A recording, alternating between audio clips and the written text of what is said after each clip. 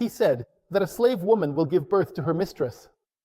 The scholars have two main interpretations regarding the meaning of this hadith, or this statement.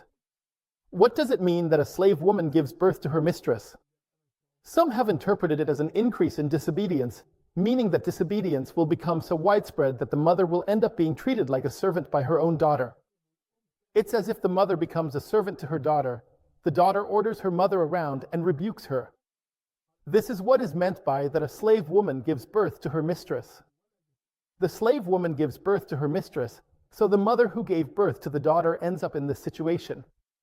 The mother becomes like a servant to her daughter, serving her as a maid. They said this is due to the widespread disobedience.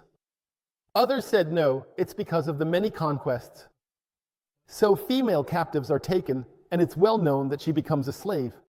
And this slave woman is owned.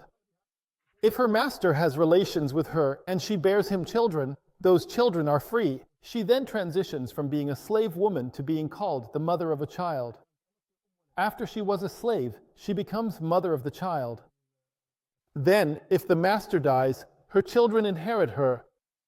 So he said, until the slave woman gives birth to the one who raised her, meaning she was her daughter, and now she becomes the one who owns her mother after her father dies, meaning the master of the slave woman, so now she owns her mother.